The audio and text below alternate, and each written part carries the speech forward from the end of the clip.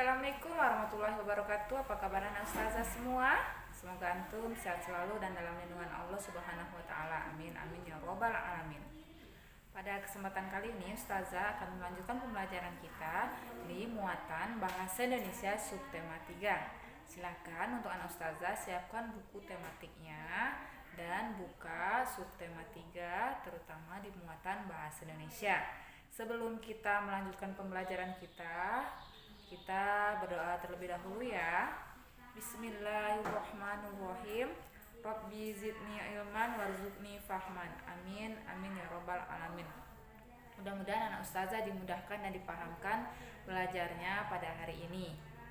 Untuk selanjutnya anak ustazah simak video ustazah, dan ustazah ingatkan kembali untuk anak ustazah jangan lupa sholat duha dan setoran hafalan Al-Qur'annya ya. Dan selalu menjaga kondisi tubuh antum agar antum sehat selalu dan makan makanan yang bergizi dan mematuhi protokol kesehatan. Langsung saja ustazah akan menjelaskan muatan bahasa Indonesia di subtema 3 tentang memelihara organ kesehatan pernafasan pada manusia. Yang pertama, menemukan informasi dan kosakata baru dalam teks. Untuk menemukan informasi dalam teks, kita harus mencermati teks tersebut dengan seksama. Setelah mencermati teks, biasanya terdapat kalimat-kalimat tanya yang terkait dengan teks tersebut. Ya, kata tanya dapat digunakan untuk menemukan informasi di dalam teks. Kata tanya tersebut mencakup apa, siapa, kapan, di mana, mengapa, dan bagaimana. Setiap kata tanya tersebut memiliki fungsinya masing-masing. Masih ingatkah antum kata tanya dan fungsinya? Untuk itu, ustazah ingatkan kembali ya. Kata tanya apa? Berfungsi untuk menanyakan hal atau peristiwa yang terjadi ya, atau mengetahui informasi tentang sesuatu hal atau benda.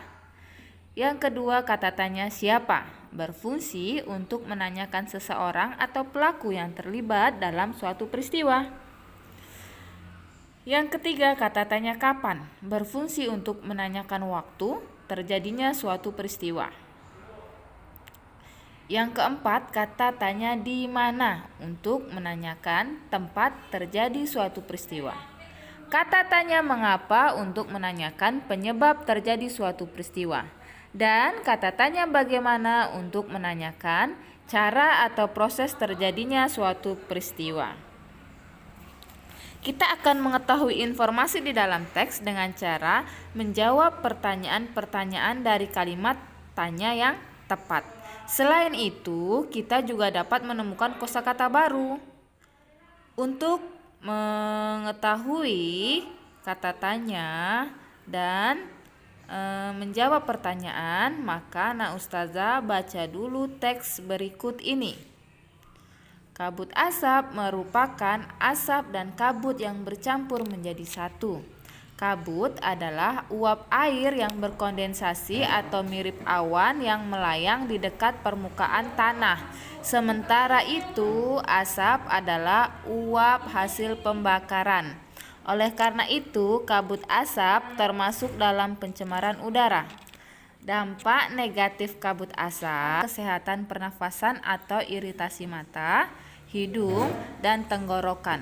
Untuk mengurangi dampak kabut asap, penggunaan masker dan kacamata sangat disarankan.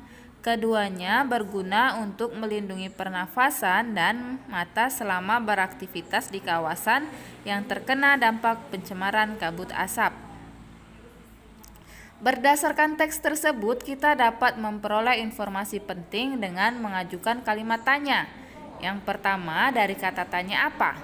Kata tanya apa bisa kita buat pertanyaan, apa yang dimaksud dengan kabut asap? Maka jawabannya, kabut asap merupakan asap dan kabut yang bercampur menjadi satu. Kata tanya yang kedua, kita bisa menggunakan kata tanya bagaimana? Pertanyaannya, bagaimana cara mengurangi dampak kabut asap bagi manusia? Maka informasi yang kita peroleh atau jawabannya, kita dapat menggunakan masker yang berguna untuk melindungi pernafasan. Selain kata tanya, kita juga dapat menginformasikan atau mendapatkan informasi dari kata-kata penting atau kosakata penting yang terkait dengan teks. Kata-kata penting tersebut ada yang sudah kamu ketahui atau belum ketahui maknanya. Jika ada kata yang belum tahu maknanya, antum dapat menggunakan Kamus Besar Bahasa Indonesia atau biasanya yang kita kenal adalah KBBI. Berikut kosakata beserta maknanya yang terkait dengan teks tersebut ya. Kita dapat mendapatkan kosakata kabut. Apa makna dari kabut? Kabut yaitu awan lembab yang melayang di dekat permukaan tanah. Yang kedua asap. Asap yaitu uap yang dapat terlihat yang dihasilkan dari pembakaran. Dan yang ketiga kondensasi. Kondensasi itu adalah perubahan uap air atau benda gas menjadi benda cair pada suhu udara di bawah titik embun. Selanjutnya kita akan mempelajari tentang menandai informasi pada teks yang dibaca kemudian menceritakannya. Anak ustazah, agar dapat menjawab pertanyaan-pertanyaan yang diberikan, kita dapat menandai kata kunci yang kita temukan di dalam setiap paragraf ya. Kata kunci tersebut dapat berupa ide pokok dan akan menjadi pengingat saat kita menjawab soal-soal yang diberikan. Langkah-langkah menandai informasi dari teks. Yang pertama, baca terlebih dulu teks dengan seksama. Yang kedua, berilah tanda informasi-informasi penting pada teks. Antum juga dapat menandai ide pokoknya. Yang ketiga, antum juga dapat membuat daftar pertanyaan beserta jawabannya terkait dengan teks.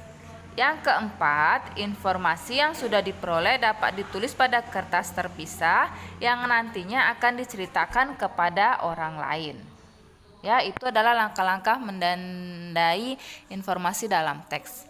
Yang selanjutnya yaitu menceritakan kembali isi teks dalam poster. Ya. Hal-hal penting yang perlu diperhatikan dalam menceritakan kembali isi teks poster antara lain menyampaikan informasi teks dengan bahasa sendiri, menjelaskan secara terperinci, pengucapan harus jelas dengan intonasi yang tepat.